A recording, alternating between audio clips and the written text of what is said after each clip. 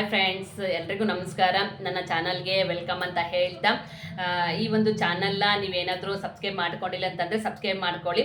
ಶ್ರಾವ್ಯ.I.K ಅಂತೇಳಿ ನನ್ನ ಚಾನಲ್ ಬಂದುಬಿಟ್ಟು, ಈ ಒಂದು ಚಾನಲ್ನಲ್ಲಿ ನಿಮಗೆ ಈಸಿಯಾಗಿ ಕ್ವಿಕ್ಕಾಗಿ ಬೇಗ ಯಾವ ರೀತಿ ಅಡುಗೆಗಳನ್ನು ಮಾಡ್ಕೊಬೋದು, ಪುಡಿಗಳನ್ನಾಯಿತು ಅಥವಾ ಚಟ್ನಿಗಳನ್ನಾಯಿತು ಅಥವಾ ಸ್ನ್ಯಾಕ್ಸ್ ಐಟಮ್ಸ್ಗಳನ್ನಾಯಿತು, ಈ ಥರದ್ದೆಲ್ಲ ಒಂದು ಐಟಮ್ಸ್ಗಳನ್ನು ಯಾವ ರೀತಿ ಬೇಗ ಮಾಡ್ಕೊಬೋದು ಅಂತೇಳಿ ನನ್ನ ಒಂದು ಚಾನಲ್ನಲ್ಲಿ ನೀವು ನೋಡ್ಬೋದು.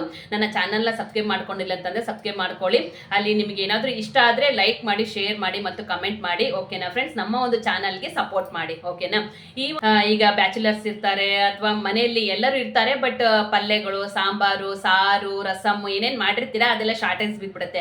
ಆವಾಗ ನೀವು ಈ ಒಂದು ಕೆಂಪು ಚಟ್ನಿನ ಮಾಡಿಕೊಂಡು ಕ್ವಿಕ್ ಆಗಿ ಸುಲಭವಾಗಿ ಮಾಡಿಕೊಂಡು ಅದಕ್ಕೆ ಹಚ್ಕೊಂಡು ತಿನ್ಬೋದು ಫ್ರೆಂಡ್ಸ್.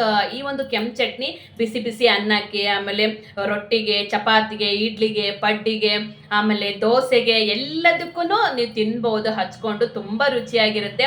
ಬಿಸಿ ಬಿಸಿ ಅನ್ನಕ್ಕಂತೂ ಇನ್ನೂ ಸೂಪರ್ ಆಗಿರುತ್ತೆ. ತುಪ್ಪ ಹಾಕ್ಕೊಂಡು ತಿಂದ್ಬಿಟ್ರೆ ಅದು ಬೇರೆನೇ ಮಾತು ಫ್ರೆಂಡ್ಸ್. ಹಾಗಾಗಿ ಒಂದು ವಿಡಿಯೋದಲ್ಲಿ ನೀವು ಈಸಿಯಾಗಿ ಸುಲಭವಾಗಿ ಕೆಂಪು ಚಟ್ನಿನ ಯಾವ ರೀತಿ ಮಾಡ್ಬೇಕಂತ ನೋಡ್ಬೋದು. ಅಂದರೆ ಉತ್ತರ ಕರ್ನಾಟಕ ಒಂದು ಭಾಗದಲ್ಲಿ ತುಂಬ ಖಾರ ತಿಂತಾರೆ, ಬಟ್ ನೀವೊಂದು ಸ್ವಲ್ಪ ಖಾರ ನೋಡಿಕೊಂಡು ಹಾಕ್ಕೊಬೋದು. ಯಾಕಂದರೆ ಮಕ್ಕಳು ಇರ್ತಾರೆ, ವಯಸ್ಸಾದವರು ಇರ್ತಾರೆ.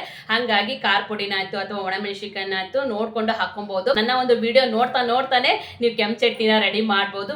ಬೇಗ ಸುಲಭವಾಗಿ ಯಾವ ರೀತಿ ಮಾಡ್ಬೇಕಂತ ನೋಡೋಣ ಬನ್ನಿ. ಓಕೆನಾ.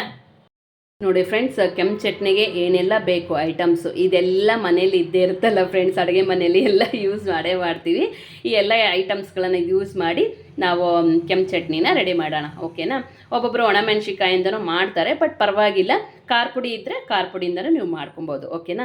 ನಾನೀಗ ಒಂದು ಸಣ್ಣ ಬಟ್ಲಷ್ಟು ಖಾರ ಪುಡಿ ತೊಗೊಂಡಿದ್ದೀನಿ. ಇದು ನಮ್ಮ ಒಂದು ಸಂಸ್ಥೆದು RCM ಕಂಪ್ನಿ ಏನಿದೆ, ಇಂಡಿಯನ್ ಪ್ರಾಡಕ್ಟ್ ಏನಿದೆ, ಇಂಡಿಯನ್ ಕಂಪ್ನಿ ಏನಿದೆ, ಆ ಒಂದು ಇಂಡಿಯನ್ ಕಂಪ್ನಿಯ RCM ಕಂಪ್ನಿಯ ಖಾರ ಪುಡಿ ಇದು. ಉಪ್ಪು ಇದು ಸಹ RCM ಕಂಪ್ನಿ ಇದೆ ಫ್ರೆಂಡ್ಸ್. ಸಾಲ್ಟು ಒಂದು ಅರ್ಧ ಚಮಚ ತೊಗೊಳ್ಳಿ. ಇದು ಜೀರಿಗೆ ಅದಕ್ಕಿಂತ ಒಂದು ಅರ್ಧ ಚಮಚ. ಆಮೇಲೆ ಬೆಳ್ಳುಳ್ಳಿ ಒಂದು ತೊಗೊಂಡಿದ್ದೀನಿ. ಕರಿಬೇವು, ಕೊತ್ತಂಬರಿ. ಆಮೇಲೆ ಎಣ್ಣೆ ಒಗ್ಗರಣೆ ಮಾಡ್ಕೊಬೇಕಾಗತ್ತೆ ಫ್ರೆಂಡ್ಸ್. ಅದಕ್ಕೆ 3 ಚಮಚ ಎಣ್ಣೆ ತೊಗೊಂಡಿದ್ದೀನಿ. ಸಾಸಿವೆ ಜೀರಿಗೆ ಒಂದು ಸಣ್ಣ ಸ್ಪೂನಿಂದ ಒಂದು ತೊಗೊಳ್ಳಿ. ಆಮೇಲೆ ಈರುಳ್ಳಿ ಒಂದು ತೊಗೊಳ್ಳಿ. ಕರಿಬೇವು, ಕೊತ್ತಂಬರಿ ಒಂದು ಸ್ವಲ್ಪ. ಆಮೇಲೆ ಇದನ್ನು ದೊಡ್ಡದಿದ್ದರೆ, ಈರುಳ್ಳಿ ದೊಡ್ಡದಿದ್ದರೆ ಒಂದೇ ತೊಗೊಳ್ಳಿ, ಸಣ್ಣದಿದ್ದರೆ 2 ಸಣ್ಣದಾಗಿ ಹೆಚ್ಚಿಟ್ಕೊಳ್ಳಿ. ಓಕೆನಾ. ಆಮೇಲೆ ಹುಣಸೆ ಹಣ್ಣು. ಈ ಎಲ್ಲ ಐಟಮ್ಸ್ಗಳನ್ನು ಯೂಸ್ ಮಾಡಿ ನಾವೀಗ ಕೆಂಪು ಚಟ್ನಿನ ರೆಡಿ ಮಾಡೋಣ. ಅದು ಯಾವ ರೀತಿ ಮಾಡಬೇಕು ಅಂತ ನಿಮಗೆ ತೋರಿಸ್ಕೊಡ್ತೀನಿ. ಫಸ್ಟ್ ಎಣ್ಣೆ ಒಗ್ಗರಣೆ ಮಾಡಿಕೊಂಡು ಆಮೇಲೆ ಅವನ್ನೆಲ್ಲ ಪೇಸ್ಟ್ ಮಾಡಿಕೊಂಡು ಇದಕ್ಕೆ ಹಾಕ್ಕೊಂಬಿಡೋಣ. 3 ಚಮಚ ಎಣ್ಣೆ ಅಂತ ಹೇಳಿದ್ನಲ್ಲ ಫ್ರೆಂಡ್ಸ್, ಇದನ್ನೀಗ ಹಾಕ್ಕೊಂಬಿಡೋಣ. ಇದಕ್ಕೆ ಹಾಕ್ಕೊಂಡು ಸಾಸಿವೆ ಜೀರಿಗೆನ ಹಾಕ್ಕೊಂಬಿಡೋಣ. ಅದು ಚಟ್ಪಟ ಆದಮೇಲೆ ಕೊತ್ತಂಬರಿ, ಕರಿಬೇವು, ಉಳ್ಳಾಗಡ್ಡಿ ಹಾಕಿ, ಈರುಳ್ಳಿ ಹಾಕಿ ಒಂದು ಸ್ವಲ್ಪ ತಾಳಿಸ್ಕೊಳ್ಳೋಣ ಫ್ರೆಂಡ್ಸ್. ಈಗ ಅದು ಚಟ್ಪಟ ಅಂತ ಇದೆ ಫ್ರೆಂಡ್ಸ್. ಕರಿಬೇವು, ಕೊತ್ತಂಬರಿ ಹಾಕಿ ಉಳ್ಳಾಗಡ್ಡಿನ ಹಾಕ್ಕೊಂಬಿಡೋಣ. ಈಗ ಇದಾಗಿದೆ ಫ್ರೆಂಡ್ಸ್. ಇಷ್ಟು ಕೆಂಪಗಾದರೆ ಸಾಕು. ಇದನ್ನೀಗ ಆಫ್ ಮಾಡ್ಕೊಂಬಿಡೋಣ. ಈಗ ಮಿಕ್ಸಿಗೆ ಹಾಕ್ಕೊಳ್ಳೋಣ ಫ್ರೆಂಡ್ಸ್. ಕೆಂಪು ಚಟ್ನಿಗೆ ಏನೇನು ಬೇಕಂತೆಲ್ಲ ತೋರಿಸಿದ್ನಲ್ಲ, ಈ ಎಲ್ಲ ಐಟಮ್ಸ್ಗಳನ್ನು ಮಿಕ್ಸಿಗೆ ಹಾಕ್ಕೊಂಬಿಡೋಣ. ಓಕೆನಾ. ಈಗ ಇನ್ನೊಂದು ಐಟಮ್ಸ್ ನಾನು ಹೇಳಬೇಕಾಗಿತ್ತು ಫ್ರೆಂಡ್ಸ್. ಒಣ ಕೊಬ್ಬರಿ ಪುಡಿ ಇದು 2 ಚಮಚ ಹಾಕ್ಕೊಂಡ್ರೆ ಸಾಕು. 2 ಚಮಚ ಒಣ ಕೊಬ್ಬರಿ ಪುಡಿ. ಆಮೇಲೆ ಖಾರ ಒಂದು ಬಟ್ಲ ತೊಗೊಂಡಿದ್ವಲ್ಲ ಅದು. ಆಮೇಲೆ ಈ ಎಲ್ಲ ಐಟಮ್ಸ್ಗಳನ್ನು, ಆಮೇಲೆ ಹುಣಸೆಹಣ್ಣಿನ ರಸ ಅದನ್ನು ಹಾಕ್ಕೊಂಬಿಡೋಣ. ಓಕೆನಾ. ಇದು ಬೆಳ್ಳುಳ್ಳಿನ ಒಂದು ಸ್ವಲ್ಪ ಕುಟ್ಟಿ ಹಾಕ್ಕೊಳ್ಳಿ ಫ್ರೆಂಡ್ಸ್. ನೋಡಿ ಫ್ರೆಂಡ್ಸ್, ಇದು ಕುಟ್ಟೆಣ್ಣೆಗೆ ಹಾಕ್ಕೊಂಡಿದ್ದೀನಿ. ಈ ಥರ ಒಂದು ಸ್ವಲ್ಪ ಕುಟ್ಕೊಂಡು ಹಾಕ್ಕೊಂಡ್ರೆ ಬೇಗ ಸಣ್ಣ ಆಗಿಬಿಡುತ್ತೆ. ನೋಡಿ ಫ್ರೆಂಡ್ಸ್, ಇದನ್ನು ಕುಟ್ಕೊಂಡಿದ್ದೀನಿ ಬೆಳ್ಳುಳ್ಳಿ. ಇದಕ್ಕೆ ಹಾಕ್ಕೊಂಡ್ಬಿಡ್ತೀನಿ. ಎಲ್ಲ ಐಟಮ್ಸ್ಗಳನ್ನು ಹಾಕಿ ಮಿಕ್ಸಿಗೆ ಹಾಕ್ಬಿಡೋಣ. ನೋಡಿ ಫ್ರೆಂಡ್ಸ್, ಇದೆಲ್ಲ ಹಾಕ್ಕೊಂಡಿದ್ದೀನಿ. ಈಗ ಮಿಕ್ಸಿಗೆ ಹಾಕ್ಕೊಂಬಿಡೋಣ.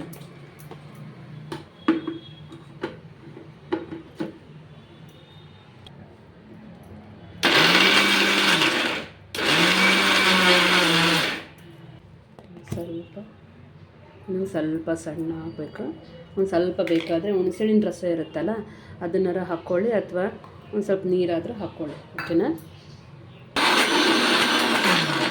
ಯಾಕಂದರೆ ಇನ್ನೊಂದು ಸ್ವಲ್ಪ ಭಾಳ ಜನ ಇದ್ದರೆ ಇನ್ನೊಂದು ಸ್ವಲ್ಪ ಎಲ್ಲ ಐಟಮ್ಸ್ಗಳನ್ನು ಹಾಕ್ಕೊಂಡು ಮತ್ತೆ ಮಾಡ್ಕೊಬೋದು. ಈಗ ಈರುಳ್ಳಿದು ತಾಳಿಸ್ಕೊಂಡು ಅದನ್ನು ರೆಡಿ ಮಾಡ್ಕೊಂಡಿದ್ವಲ್ಲ ಫ್ರೆಂಡ್ಸ್, ಈ ಒಂದು ಪೇಸ್ಟ್ನ ಇದಕ್ಕೆ ಹಾಕ್ಕೊಂಬಿಡೋಣ.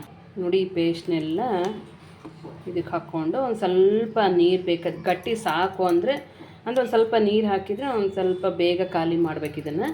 ಇಲ್ಲಾಂದರೆ ಫ್ರಿಜ್ ಇದ್ದರೆ ಫ್ರಿಜ್ನಾಗ ಇಟ್ಕೊಬೋದು. ನೀವು ಬರೀ ಎಣ್ಣೆಗೆ ನೀರೇನು ಬೆರೆಸ್ಲಾರ್ದೇ ಹಾಗೆ ಮಾಡಿದರೆ ಒಂದು ವಾರ ತನಕ ಇಟ್ಕೊಬೋದು ಫ್ರೆಂಡ್ಸ್. ಎಲ್ಲ ಹಾಕ್ಕೊಂಡು ರೆಡಿ ಮಾಡ್ತೀನಿ, ಬನ್ನಿ ನೋಡಿ ಫ್ರೆಂಡ್ಸ್. ಈಗ ಕೆಂಪು ಚಟ್ನಿ ರೆಡಿ ಆಯಿತು. ಇದಕ್ಕೆ ಉಪ್ಪು ಒಂದು ಸ್ವಲ್ಪ ಕಡಿಮೆ ಅನ್ನಿಸ್ತು, ಒಂದು ಸ್ವಲ್ಪ ಉಪ್ಪು ಹಾಕಿ, ಒಂದು ಸ್ವಲ್ಪ ಭಾಳ ಗಟ್ಟಿ ಅನ್ನಿಸ್ತು, ಒಂದು ಸ್ವಲ್ಪ ನೀರು ಹಾಕಿ ರೆಡಿ ಮಾಡಿದ್ದೀನಿ. ಕೆಂಪು ಚಟ್ನಿ ರೆಡಿ ಆಯಿತು. ಈಗ ಒಂದು ಸ್ವಲ್ಪ ಬಿಸಿ ಮಾಡ್ಕೊಂಬಿಡೋಣ ಇದನ್ನು.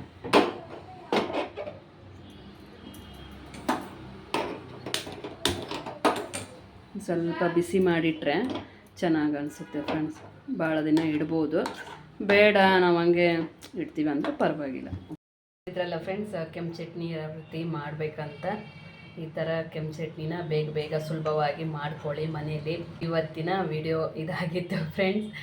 ಪಲ್ಯ ಸಾಂಬಾರು ಅಥವಾ ಸಾರು ಇವೆಲ್ಲ ಏನಾದರೂ ಖಾಲಿ ಆಗಿದ್ದರೆ ನೀವು ಮನೆಯಲ್ಲೇ ಬೇಗ ಬೇಗ ಈ ಒಂದು ಕೆಂಪು ಚಟ್ನಿನ ಮಾಡಿಕೊಂಡು ಅದ್ರ ಜೊತೆ ಹಚ್ಕೊಂಡು ತಿನ್ಬೋದು ಫ್ರೆಂಡ್ಸ್. ಓಕೆನಾ ಫ್ರೆಂಡ್ಸ್?